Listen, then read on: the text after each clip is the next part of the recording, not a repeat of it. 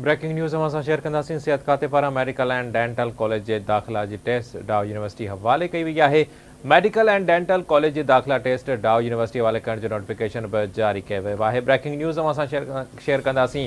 सिहत खाते तरफ़ां मेडिकल एंड डेंटल कॉलेजिस जी दाख़िला टेस्ट डाव यूनिवर्सिटी जे हवाले कयो वियो आहे। मेडिकल एंड डेंटल कॉलेजिस जी दाख़िला टेस्ट डाव यूनिवर्सिटी हवाले करण जो नोटिफिकेशन पिणु जारी कयो वियो आहे। ब्रेकिंग न्यूज़ असां शेयर कंदासीं।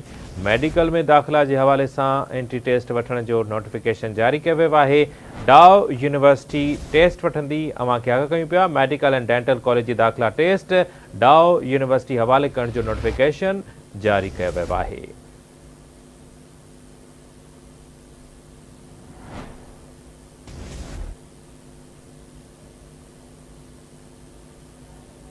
तफ़सील मालूम कंदासीं शहज़ाद जवलवाणी खां। जी शहज़ाद, छा तफ़सील आहे? जी बिल्कुल पारा टेस्ट आहे उनकी ज़िम्मेवारी डाव यूनिवर्सिटी हवाले कई वई आहे। वाज़े रहे तो उनखां पहिरियां एमडी टेट जेके टेस्ट हुया उनजा रिज़ल्ट जेके हुया उहे उनजो तनाज़ो कयो हुयो, कोर्ट में बि केस हलियो हुयो उनजो। पोइ अॼु एमडी टेस्ट जेको आहे लियाकत मेडिकल यूनिवर्सिटी जामपुरो बदिरां डाव यूनिवर्सिटी ऑफ हेल्थ साइंस वठंदी। इन बाबति अॼु हुकूमत ऐं सिहत खाते पारां नोटिफिकेशन जारी कयो वियो आहे।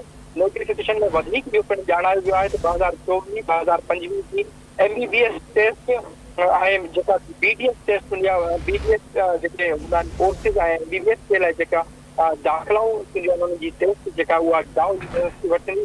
इन खां पहिरियां लियाकत मेडिकल यूनिवर्सिटी जो टेस्ट वठी चुकी आहे। उहो टेस्ट तराज़ो पिणु थियो हुयो ऐं केस पिणु उन ते थियो हुयो।